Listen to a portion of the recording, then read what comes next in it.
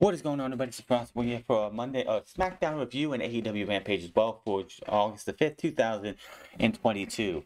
We have Battle of the Belts coming up tomorrow. Cannot wait for that for the first time ever. Since they started this Battle of the Belts, I will definitely be looking out for and everything. Should be a lot of fun. Well, SmackDown had one of the most noteworthy finishes in a very long time. Plus a women's gauntlet match, which I've got some things to say about. Plus a little bit more building towards what will be Clash at the Castles, and due to the finish of the women's title match at SummerSlam, it looks like WWE fucked up and people have turned on Liv Morgan, but we'll talk about that here in a bit. But let's talk about Rampage. Tony Schiavone, JR, and Excalibur on commentary with William Regal, because the first match is Jon Moxley versus Mance Warner. And this match is happening simply because Mance Warner came out and said, "I'm gonna fuck you up. I'm gonna fuck you up," and he came and fucked you up. Holy shit. Like, the match started out, well, Jon Moxley was in the ring. Mance Warner's coming down. They play his promo from Dark last night.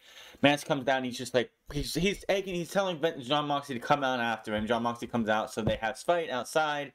It goes for a good bit until they finally get into the ring.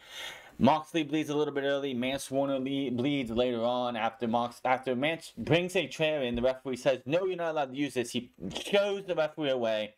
So Moxley hits an elbow into the chair, into Mance's face. So that took out Mance Warner, who ended up bleeding. These two went back and forth. Hammer clotheslines. Warner fires back with a clothesline. Moxley manages a power driver, followed by a few stomps. Doesn't go for the Death Rider, puts him into the chokehold, and he chokes him so much. Remember when Brody King choked out Darby Allin on the apron and dropped him? He was dragging Mance Warner along like that. Mance just fades, passes out, and that was that. Jon Moxley picks up the win in a beautiful fight. This was a great way to start this match. I wonder wonder what's going on with Mance Warner. There's not been any Mance Warner's All Elite graphic, and neither was one for Cole Carter. Maybe Tony Khan's not doing that anymore. But this was great, a great fight. Want to see more of the Mancer in AEW. I don't know what's going to go on with him. But Moxley, man, Moxley has been killing it in AEW. He was the right guy to go out there and give the championship to. Plain and simple. When CM Punk went down and Tony Khan said, "No, you're not going to drop the title. We're going to have an interim champion, and when you come back, we're going to have a unification match." He was the right person for the job. Plain and simple. This guy has put AEW on his back and has been the MVP of this company. Yes, we've had Konosuke Takeshita, who's been a hell of a guy. You've had Dax Harwood with great singles matches. But the guy holding this company on his back a second time around is Jon Moxley, as he should. We go backstage to last Wednesday, where QT Marshall and the Factory come up to Ricky Starks, and they want to try and give him protection for getting his ass beat the last 2 weeks. Stark tells them, "Hell no, I don't need your help. Get the fuck out of my way," and runs away and gets them out of here. So, and what the hell was with the tracksuit and hat that Nakamura was wearing? My goodness. Konosuke Takeshita, who will be fighting in not very long from now, as they tape Battle of the Belts 3 tonight to put it on tomorrow. Konosuke Takeshita took on Ryan Nemeth. This match was short, sweet, to the point. Takeshita just beat him with a jumping running knee in the face after a blue thunder bomb for the 1-2-3. After the match, Avalon tried to attack Takeshita. Takeshita hit him with a jumping knee himself, and that was that. We get a video of the Best Friends with Lexi Nail, Orange Cassidy, and the Best Friends following his injury in the hands of Jay Lethal. Trent Beretta says, this is so ironic that Trent Beretta of everyone in this room is like, we work better together. We need to stay together because we're strong together. And I'm thinking, you spent an entire month with Roppongi Vice just forgetting about the Best Friends for that entire month going into Forbidden Door. But they did all swear to be in the Trios tournament, which obviously they're going to be. And then out of nowhere comes Danhausen, but Dr. Danhausen. Okay. Madison Rayne versus Layla Gray. This is Madison Rayne's debut for the company. I know a lot of people wanted to hear her Impact Wrestling theme, but Impact Wrestling probably owns it, so there was no way you were going to get her theme from there. So she's here. We have the match here. It was a pretty decent match. Gray tosses Rayne to the ring, jawbreaker. Rayne hits a jawbreaker followed by an enziguri, which she actually goes the opposite way of everyone else. Everyone always goes to the left of the head. She actually gets to the right. I don't know. That's just something that stuck out to me. Delivers a knee to the head with a Northern Light suplex. Goes for the pin. Gray kicks out. Gray delivers a sit-out side slam. They go for a pin, but Rayne kicks out. Rayne and Gray exchange forearms before Rayne hits a sliding lariat. Kross Rayne, which is her version of the Crossroads, only done a little bit differently, and Madison Rayne picks up the win. Karrion comes out with a mic in hand, says she should have handled her on her own. Says she's big on charity, has an open challenge at Quake at the Lake. Karrion says she would love for Rayne to be her opponent and tells her to take a couple days off. Kira Hogan comes from behind and attacks Rayne, but Rayne hits the Kross Rayne instead, and that was that. Did they drop the entire storyline between Chris Statlander and Athena versus Jade Cargill? You were doing that for like a month and a half. And all of a sudden, they had that match which was supposed to be a three-way, but Layla Gray wasn't available to wrestle at that time for whatever reason. And they stopped. I don't know what's going on. Athena had her third match in the company this past Tuesday, I believe, or Wednesday, last Monday or Tuesday on Dark Elevation. Yet there hasn't been any interaction or any promos or anything between these three ladies anymore. What's going on? If Madison Rayne wins the championship on Wednesday, which I doubt it, that's cool and all, but Chris Statlander has been working her ass off for years in this company and should be your next TBS champion. No ifs, ands, or buts about it. So, we get a video package hyping the Lucha Rules match coming to you on Wednesday between Los Faction Ingobernables and the Lucha Bros. They want a Lucha Rules. It's going to be a tornado tag, whatever. It's going to be a lot of fun. I'm wondering why this match is not happening at the pay-per-view. I don't know what they're going to be doing with these four guys at All Out.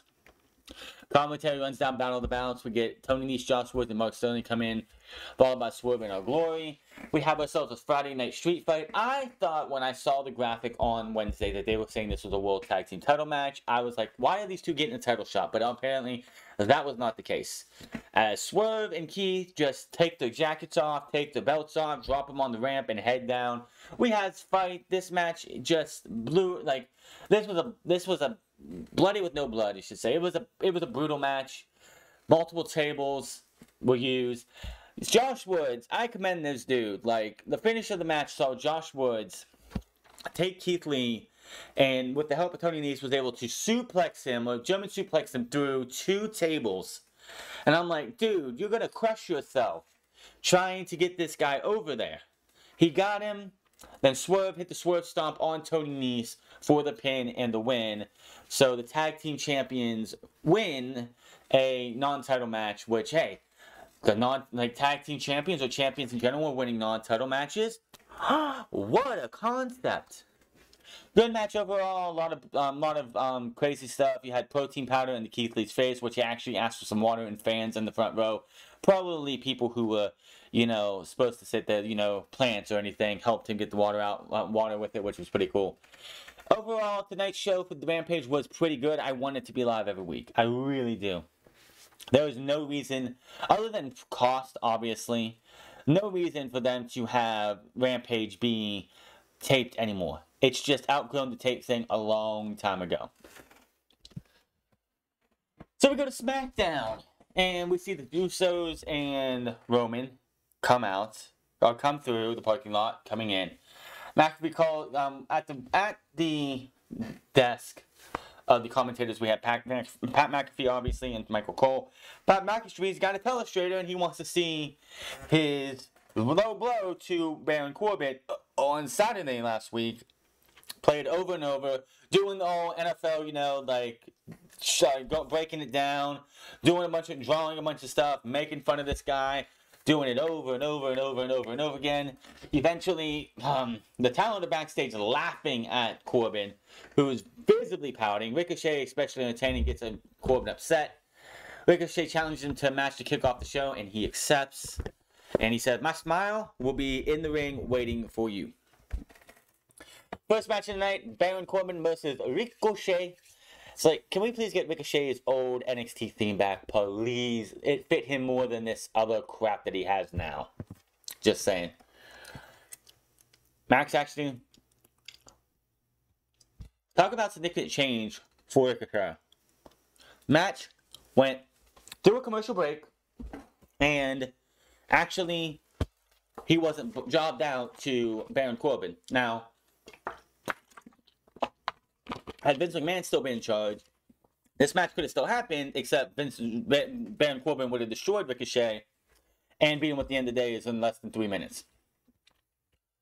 Now, of course, Pat McAfee's on commentary. Baron Corbin is, obsessed with the fact that he got beat by this guy. It clearly feels like we're not done with Baron Corbin versus Pat McAfee. Like, we have Clash of the Castle coming up. I could totally see 4 weeks from tomorrow, Baron Corbin versus Pat McAfee 2, and you got to put some kind of stipulation on it. Falls count anywhere, no disqualification match, something. It does cost him in the end, as Ricochet was down. Corbin's up on the turnbuckle, just looking and staring and yelling at Pat McAfee. McAfee gets up and he's like, I'll go with you right now. He's like doing the whole fisticuff thing.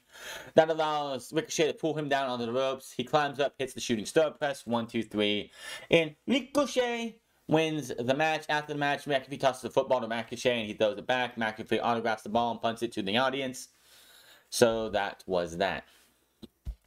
Backstage, Sami Zayn stands outside Roman Reigns' dressing room and knocks on the door as he had the commercial break. Back from break, Sami Zayn is still outside Reigns' dressing room when the Usos answer the door and Zayn asks how Heyman is. Jimmy says he's at home and Zayn says he wanted to congratulate Reigns. Jay says it's a good time and he says he'll text them later to come back. We had the video package of the SummerSlam match between Morgan and Rousey. In a controversial ending, we head back to the ring with Shinsuke Nakamura headed to the ring. Back to the break, we get a classic SmackDown moment in the week. Tonight is the April 27, 2000 edition where Austin destroyed the DX Express. We head back to the ringside area where Ludwig Kaiser, aka Marcel Barthel, which I thought that was his WWE name, Marcel Barthel. I thought that was like when he came to NXT, UK or NXT, that was the name they gave him. No, Marcel Barthel is his actual name. I didn't know that. And Walter comes to the ring as well. Nakamura versus Barthel or Kaiser or whatever. If Nakamura wins, he gets a shot at the Intercontinental title next week. So they have the match. I missed half of this match because I had to go take care of some business with my grandparents' house for a minute. But when I came back, Nakamura, and then we're going back and forth. Of course, Nakamura gets into Walter's face, pulling in the hit, like pretty much pointing at his chin, at his side of his face, like, "Come on, hit me! Come on, hit me!" He's like pretty much like, "Hit me!" Walter doesn't do anything. Heisley takes the upper hand on that. In the end, Nakamura with the Kinshasa out of nowhere for the 1, 2, 3. We did not get the chops to Kaiser, so that's probably coming at another time. Walter and Nakamura do stare each other down though, as Nakamura does his "come on," and then gets up, puts his hands behind the back and just sizes up to Walter. We get a video recapping the events of the feud between the Viking Raiders and the New Day. Mackenzie Mitchell stands by Kofi Kingston. He asks how Xavier was doing. He says he's good and he's in high spirits. He'll be back in no time. He won't let the Viking Raiders get him down. He says it's been a while since he's been here on his own, but he'll get revenge on the Raiders for what they did to Woods because New Day rocks. Sami Zayn knocks on Reigns' dressing room. Jimmy says they were about to text him and tell him to go to the protection truck to make sure everything is perfect for the end of the show. And Sami Zayn like, "That's not my job," and they're like, but it'd be Roman would really appreciate this. He's like, "Sure, fine." So it's coming soon.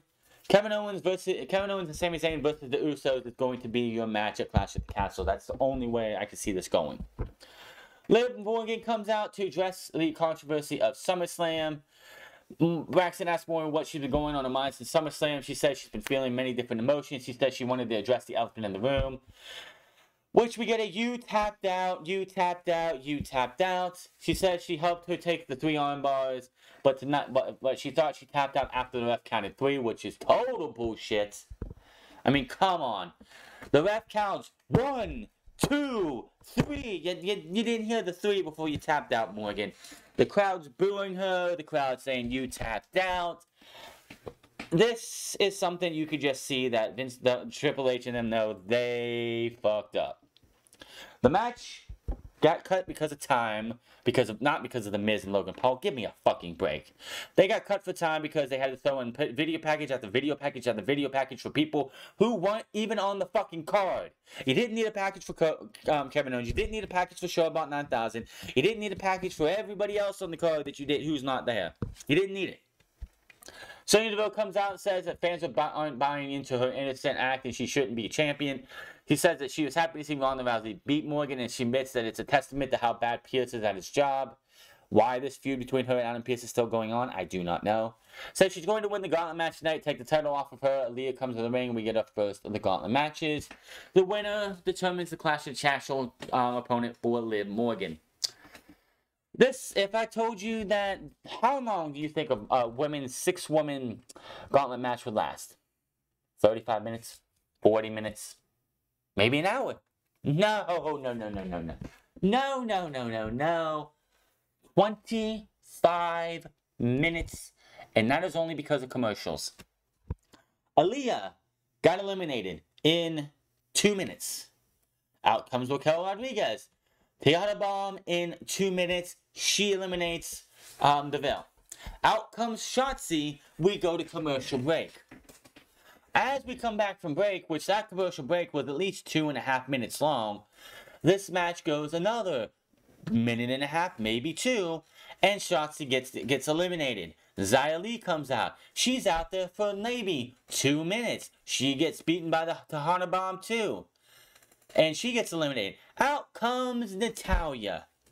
We go to another commercial break, right? No, that's right. Natalya comes out, and she's gone within 1.5 minutes. Out comes Shayna Baszler. We go to commercial break. We come back. The match goes on.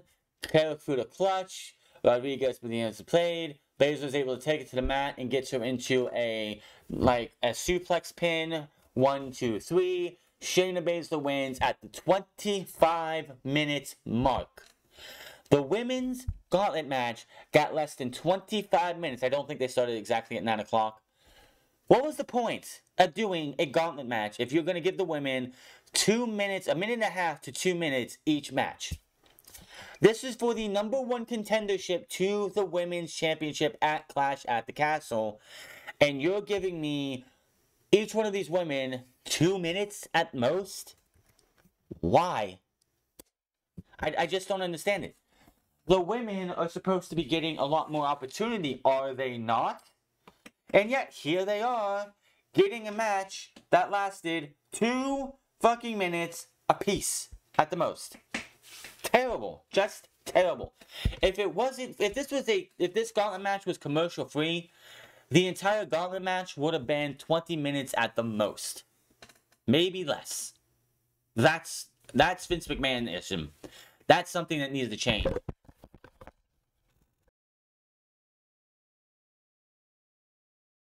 And you're wondering, wait a minute, the women got a lot of time on Monday Night Raw. Yeah, the tag team match that didn't happen, the match between Io and Bianca got like 5, 10, 15 minutes at the most. But what about the match between Alexa Bliss and Asuka? That match was broken up at 2.5 minutes. Maybe 3. It's just, I don't know what's with this company. Unless the women's champion on either brand is in the match or has anything to do with the match, the damn thing just gets 2.5 to 3 minutes at the most. Even in a gauntlet match. Entrances and commercials made sure this match went 25 fucking minutes. It's ridiculous. They couldn't even give them 40 minutes of the show. No. We have to save time for the Viking Raiders versus a bunch of jobbers. Then the Viking Raiders getting beat down by Kofi Kingston in a kendo stick. Eric versus Kofi Kingston in an impromptu match. We had to take that time away from the women to do that. Give me a break. That was like 10 minutes right there. All of that put together that could have been put into that gauntlet match. Give me a fucking break. Shayna Baszler wins. It makes the most sense, especially if Liv is not winning at Clash at the Castle. It's smart for it to be Shayna because obviously Ronda's going to be back very, very soon, and she's not going to be suspended forever. She'll probably be at Clash at the Castle in a capacity somehow, and we're going to get Ronda versus Shayna, which we should have got already. Just saying. Viking Raiders versus two local jobbers lasted about 2 minutes. After the match, Kofi comes down, beats him up with a kendo stick. We go to commercial break. We come back. Kofi versus Eric. That match lasted about another 3 minutes. Kofi gets a pin, and that was that. Then we get an announcement for a tournament for the vacant Women's Tag Team Championships. I'm sorry, I don't care. I don't give a shit. The Women's Tag Team titles mean absolutely nothing. You know what would be better? A tournament on Raw for the Women's U.S. Championship, and a tournament on SmackDown for the Women's Intercontinental Championship. You have no fucking teams! Even if you bring up Toxic Attraction. What are you going to do? Io and Dakota, or Io and Bayley, or Bayley and Dakota? And who else? Who else? You have no teams. How are you going to justify to me a women's tag team title tournament? Give me a fucking break. This is a waste of time. Burn the fucking titles. Burn the metal. Melt the metal down. Put some new metal on there for the U.S. or an Intercontinental for the women. Plain and simple. Just because men have tag team championships doesn't mean women have to have tag team championships. This isn't Stardom. This isn't Shimmer. This isn't Shine. Or any other fucking pure women's promotion. Get over yourselves. Rayne comes out to address his opponent at Clash at the Castle. He gets a few moments in talking to his... wishing Paul Heyman a safe recovery, but here comes Drew McIntyre. Says, I want to beat your ass, but I don't want to wait till Clash at the Castle. And he's like, if you want me to beat the shit out of Roman Reigns, give me a scream. So he drops the mic, takes his shirt off, gets ready to go to the ring when all of a sudden music starts playing up, and we pan back, and in the entranceway is Scarlett Bordeaux. The Karrion Kross video package with the flying bird is, I think it's an eagle, is coming in. The music starts up. Drew starts walking that way. All of a sudden, from behind, Karrion Kross. Dude hasn't shaved his head, but dude came in, beats him up, lays him out. Karrion Kross then turns around, and stares down Roman. Scarlett comes over with the hourglass, puts it on the apron, turns it over, signifying time is ticking for Karrion Kross will be champion soon. And that's how SmackDown goes off the air. You can forget everything else in the show. This was the best thing on the show, bar none. I do not mind Karrion Kross coming back to WWE. He didn't get a fair shake. People are like, why was the crowd lukewarm? Why was the crowd so quiet on Karrion Kross making his return? Oh, I don't know. The dude got on his first night on the main roster as NXT champion, got beat by Jeff Hardy in less than 2 minutes, was given a shredder helmet for the fucking hell of it, given suspenders, had his wife taken away from him, had his aura taken away from him, and was made to look like just another guy.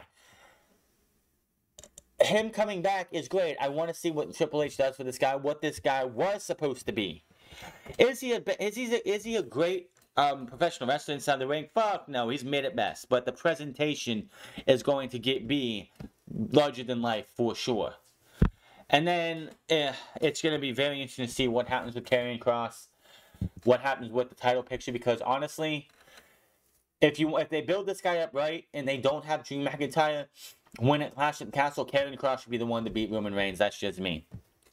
Rampage was really good tonight. SmackDown's, what was the point of the Gauntlet match? You're going to give these women 25 minutes, and it was mostly just 2-minute match after 2-minute match after 2-minute match, 1-minute match between Natalya and them. I just can't get behind that. Women deserve better, and this was not it. Hit that subscribe button, comment down below, like or dislike this video. Find me on Mines at the Fellas Club, find me on twitch.tv/TheFellasClub, and find me on Instagram at the Fellas Club. And I will see you guys tomorrow for Battle of the Belts 3. Until then, my name's the Fellas, and I'll see you guys later.